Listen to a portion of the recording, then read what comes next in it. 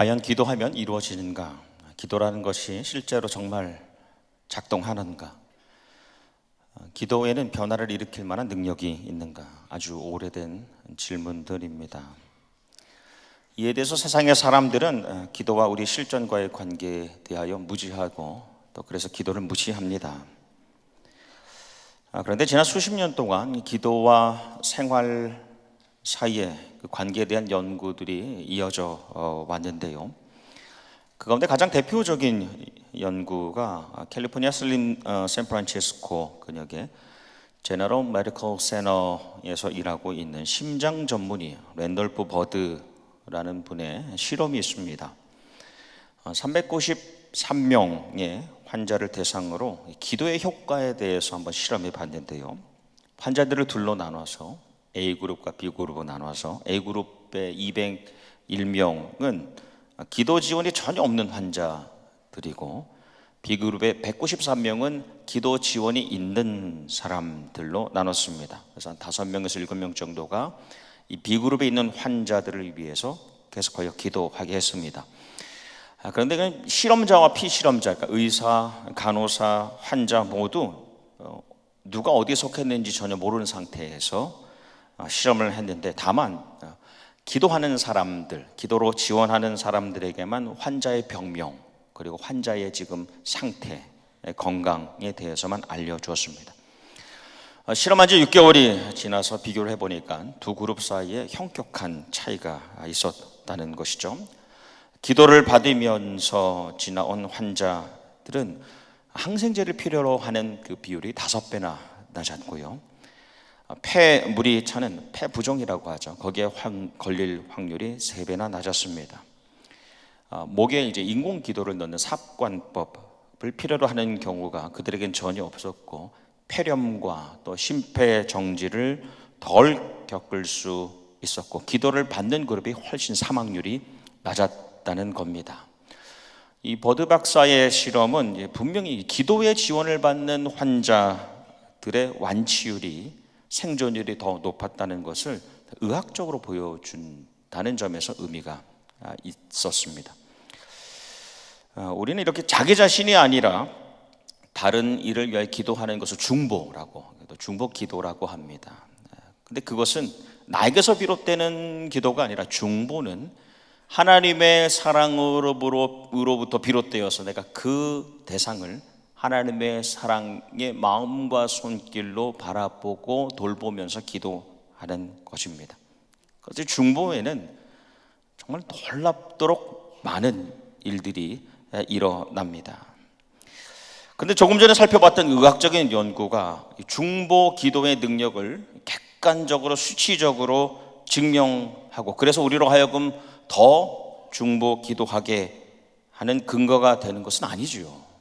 그렇다고 해서 우리가 중보 기도하는 것은 아닙니다. 우리 기도라는 것은 영적인 사건이고 그래서 신비로운 하나님의 영역이기 때문에 그것의 효과를, 그것의 힘을 과학적으로 증명했다고 해서 우리는 그것을 의지하거나 그것에 만족할 수만은 없습니다. 그것이 오히려 위험할 때도 있습니다. 다만 우리는 하나님을 믿음으로 살아가는 신앙생활을 하면서 도저히 사람이 계획할 수도 또 실행할 수도 없는 기적과 같은 일들이 기도를 통해서 일어난다는 것을 경험하며 살아갑니다.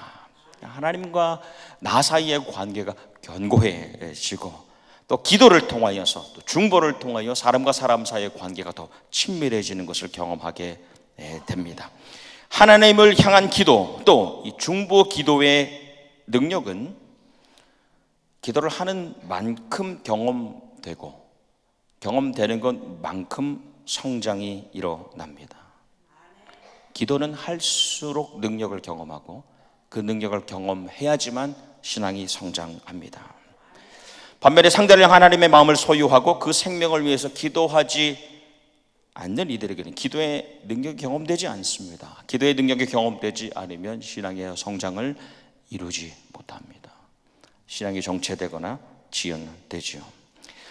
우리가 아는 이제 와이어라는 말은 줄이죠. 선, 와이어라고 합니다. 그래서 와이어드 하면은 눈에 보이는 줄이 선이 연결되어 있는 유선 상태를 의미합니다. 반면에 와이어리스, 우리가 많이 쓰는 말이죠.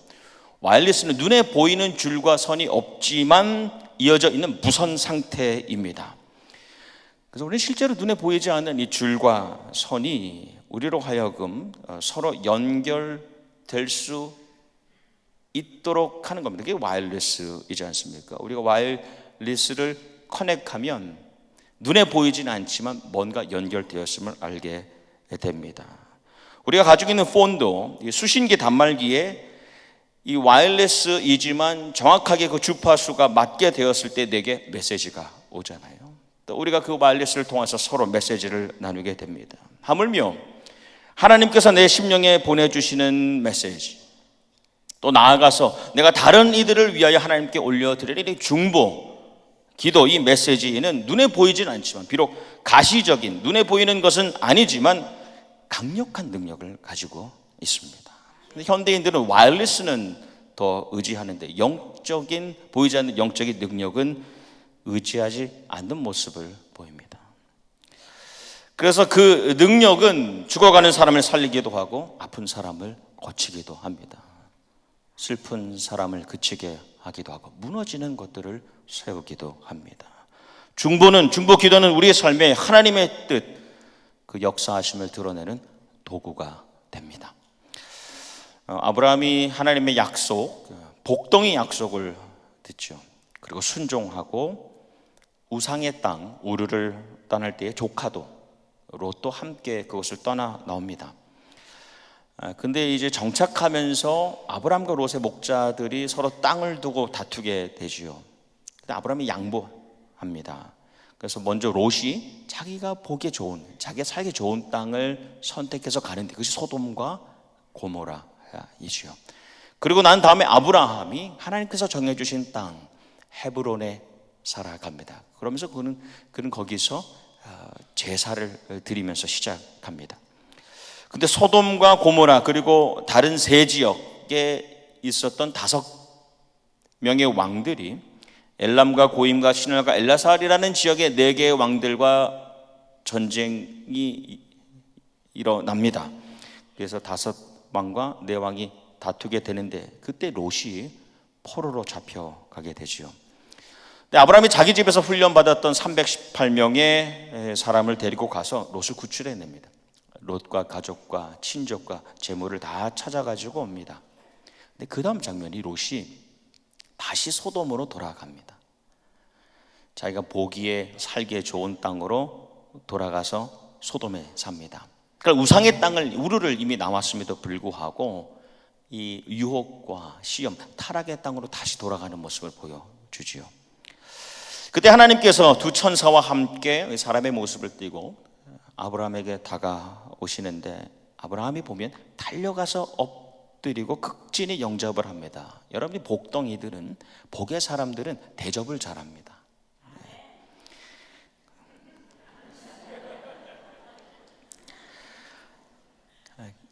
대접할 때에 하나님께서 아들 이삭에 대하여 예언을 하시죠. 그리고 2 천사가 떠나고 난 다음에 하나님과 아브라함이 단둘이 있게 될 때에 아브라함이 소돔과 고모라에 대한 이야기를 듣습니다. 하나님께서 소돔과 고모라의 죄악이 너무 심하다. 그 심판에 대한 말씀을 하십니다. 그 다음 이어진 장면이 아브라함이 하나님께 가까이 나아가입니다. 가까이 나아가면서 기도를 시작해요. 여러분, 기도는 하나님께 가까이 나아가는 것이죠. 간절함을 가지고 중보의 기도를 시작합니다. 아브라함의 기도가 주께서 의인을 악인과 함께 멸하려 하시나이까 입니다. 주께서 의인을 악인과 함께 멸하려 하시나이까 인데 아브라함이 소돔 혹은 가족에 대한 미련과 집착으로 기도한 것이 아닙니다. 아브라함은 의인을 위하여 중보하고 있는 것이죠. 의인, 하나님께서 먼저 아브라함에게 넌 의인이다, 너는 의롭다라고 하실 때의 그 의인의 기준, 의롭다 하실 때의 기준, 로마서 4장 3절 말씀에 보니 아브라함이 하나님을 믿음에 그것이 그에게 의로 여겨진 바 되었느니라. 하나님을 향한 전적인 신뢰와 의지가 바로 그의 믿음의 기준이 되는 것이죠. 근데 그 믿음은 어떻게 증명되냐? 믿음으로 의롭다함을 얻었는데 그러면 그 믿음은 어떻게 증명되었는가? 히브리서 11장 8장 말씀에 보니 믿음으로 아브라함은 부르심을 받았을 때 순종하고 자기 몫으로 받을 땅으로 향해 나아갔습니다. 하나님께 순종함으로 그 말씀을 듣고 따름으로 내가 하나님을 향한 믿음을 증명해내는 것입니다. 그래서 증명해낼 때에 의인으로 칭함을 받는 것이죠. 우리가 잘 아는 대로 그 다음에 이어지는 아브라함의 중보가 그 성 안에 의인이 50명이 있어도 그것을 멸하시겠습니까? 하나님의 응답이 소돔에서 50명을 찾는다면 용서하리라. 이어서 이어지는 아브라함의 중보가 티끌이나 재밖에 안 되는 주제에 제가 하나님 앞에서 티끌이나 재밖에 되지 않지만 감히 아뢰입니다. 50에서 5명이 모자란다면 그 5명이 부족하다고 온 성을 멸하시겠나이까? 우리가 잘 아는 대로 그 다음에 계속하여 50에서 45, 40, 30, 20 마지막 10명의 의인이라도 있다면 멸하지 말아 주십시오 라고 중보하는데 결국 이 10명이 없어서 소돔과 고모라가 멸망하지 않습니까? 그 당시 이스라엘 전통에서 이 10명은 공동체를 구성하는 최소의 단위였습니다.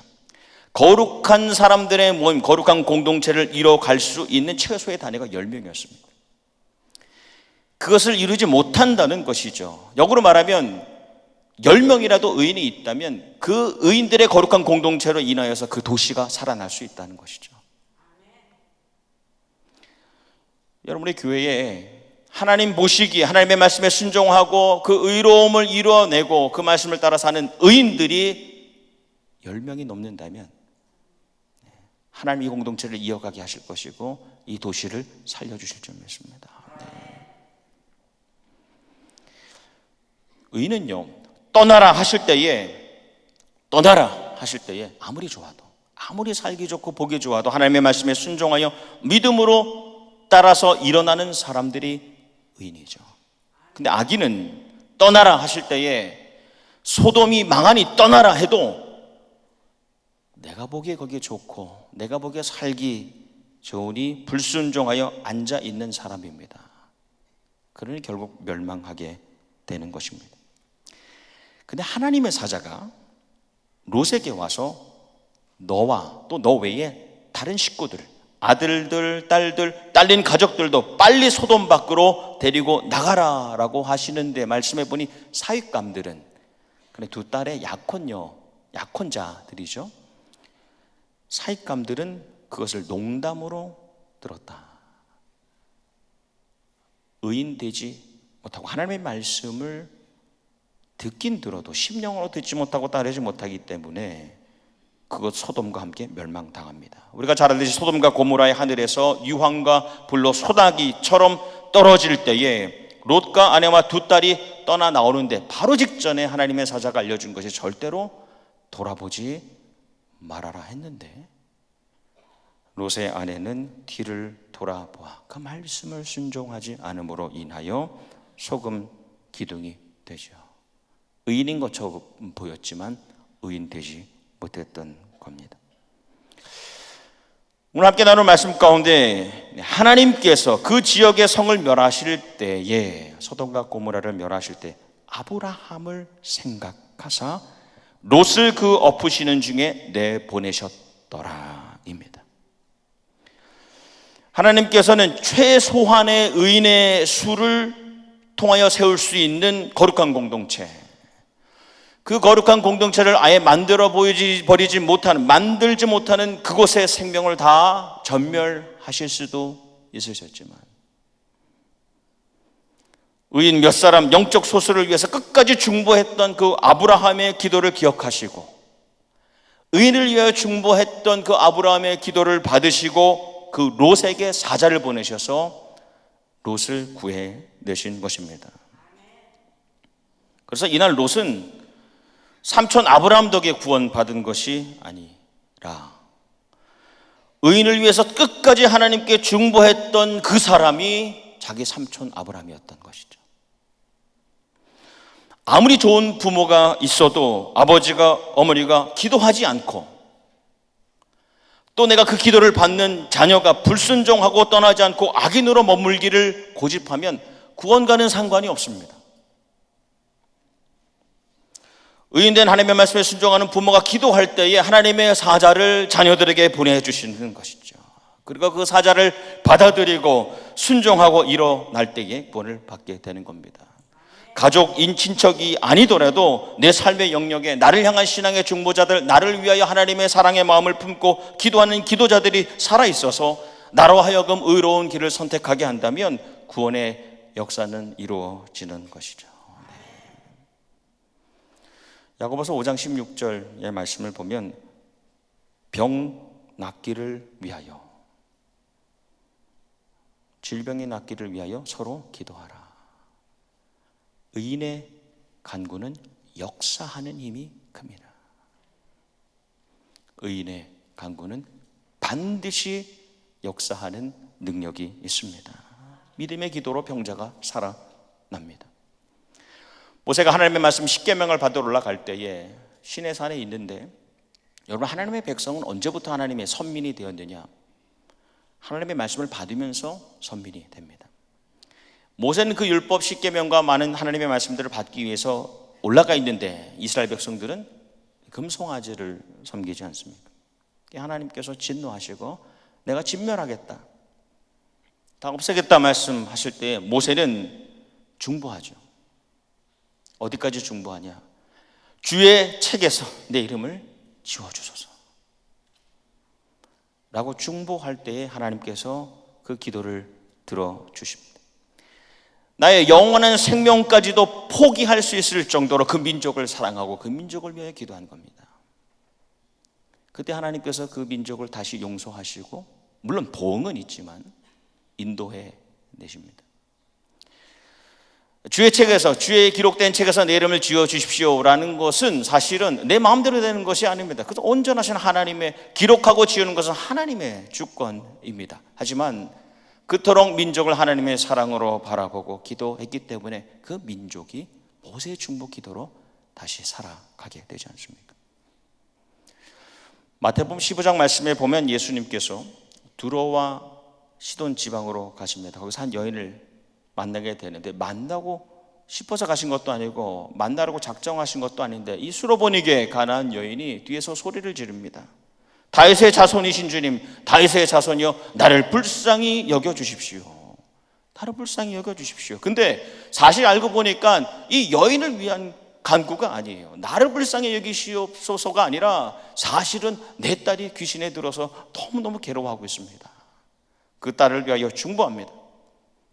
근데 제자들은 그 소리를 듣고 무시합니다. 무시하기 때문에 그렇습니다. 선생님, 저 여자가 뒤에서 소리 지릅니다. 떠나게 해주십시오. 좀 안심시켜서 떠나보내주십시오 라고 하는데 예수님과 여인의 대화가 시작되죠. 그 대화의 마지막 부분, 주여, 개들도 제 주인의 땅의 상에서 떨어지는 부스러기를 먹습니다. 그때 주님의 응답이 내 믿음이 그도다, 내 소원대로 되리라 하고 치유됩니다. 귀신에 들렸던 그 딸이, 괴로워했던 그 딸이 어머니 덕에 치료받은 것이 아닙니다. 어머니이기 때문에 무상으로 치유된 것이 아니라 그 딸을 위해서 기도하고 그녀의 인생을 위해서 기도하고 예수님의 관심까지 이끌어가며 그 딸을 주님께 소개하고 중보할 수 있었던 사람이 어머니였던 겁니다. 아무래도 육신의 어머니이기 때문에 자기의 딸을 하나님의 사랑으로 가까이에서 바라볼 수 있었겠죠. 그러니 그 누구라도, 어떤 사람이라도 하나님과의 관계가 단절되고 끊어져서 너무 불쌍한, 육적으로 영적으로 불쌍한 상태에 있는 이들을 위해서 중보할 수 있는 것입니다.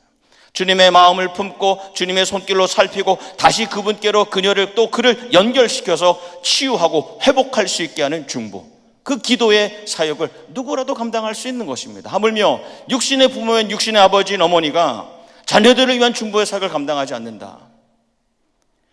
하나님 한때 예수를 믿었지만 세상이 바쁘다는 이유로 주님부터 멀어졌던 아들과 딸들을 주님의 손에 올려드립니다. 그들이 주님께로 고난받지 않고 돌아오게 해주십시오.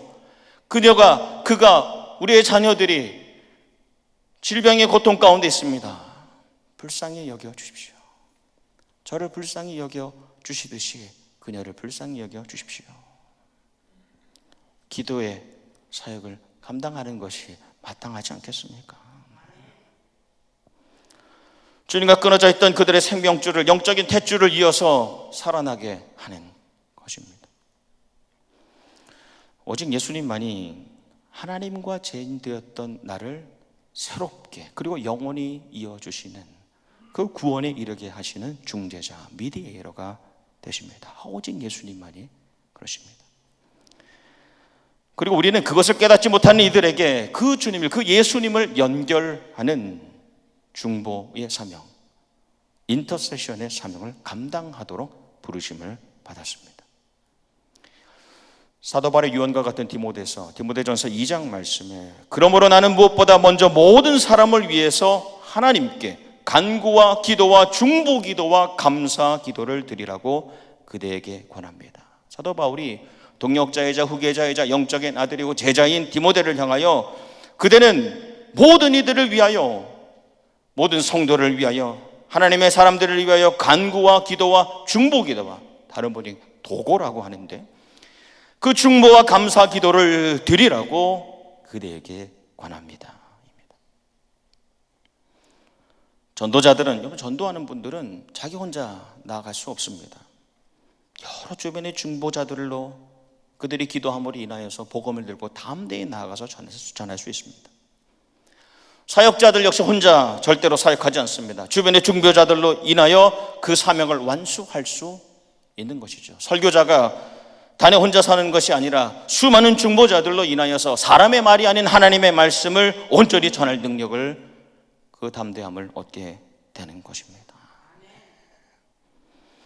우리 가정의 온 가족들이, 우리 식구들이 서로를 향한 중보자로 설 수 있기를, 기도의 줄을 계속하여 새롭게 이어가기를 주님의 이름으로 축복합니다. 이 시대 우리 나상영락교회가 아브라함과 모세와 사무엘과 사도 바울과 같은 중보의 기도자들로 새로워지기를 소망합니다. 세상에도 줄이 많죠. 돈줄도 있고 연줄도 있고 있고 싶은 줄들이 많습니다. 하지만 우리는 영적인 줄, 기도줄로 연결된 하나님의 백성들 되기를 소망하는 것입니다.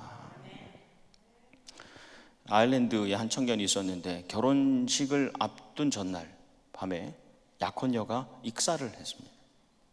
그리고 물에 빠져 죽었어요. 얼마나 고통이 심했겠습니까? 그 슬픔을 도저히 극복하지 못하고 있으니까 주변의 친구들이, 주변의 사람들이 이 땅을 떠나는 게 낫겠다. 건유에서, 아일랜드에서 캐나다로 이사를 왔습니다.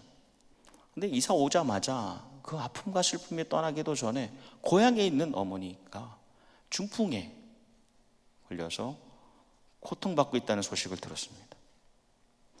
너무나 절망하고 있어서 아무것도 할 수 없을 때에 기도를 시작했습니다.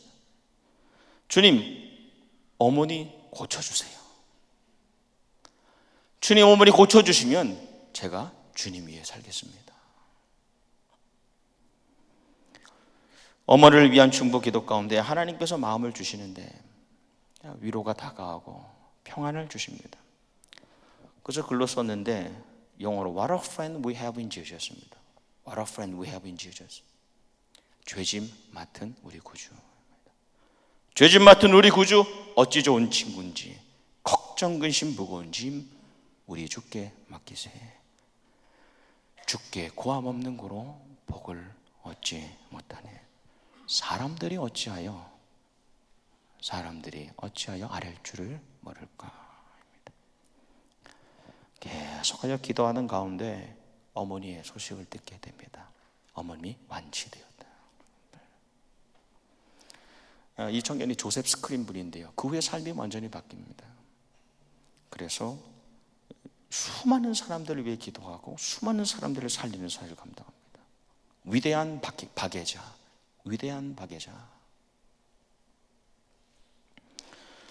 하나님의 사람은 어딜 가든지 뭘 하든지 어디를 가든지 무엇을 하든지 복덩이, 복이 되어서 복의 근원이 되어서 그 삶의 자리에서 복을 흘려 보낸다고 말씀을 나눴습니다. 그래서 복된 삶을 이루어갑니다.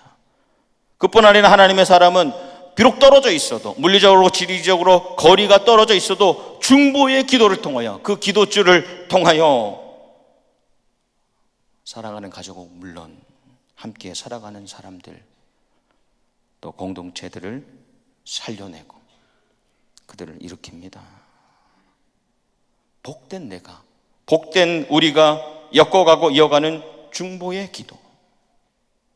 그것은 내 가정을 넘어서야 되고, 내 교회와 내 직장을 넘어서야 되고, 내 나라와 민족을 넘어서서 끝없이 확장되고 확장돼야 됩니다. 그래서 복이 보잘것없는 분이지만 그분이 여기에서 기도할 때 LA에서 기도하지만 세계 열방을 품고 기도합니다. 선교지를 놓고 기도합니다. 지구 반대편에 있는 하나님의 사람을 위하여 기도합니다.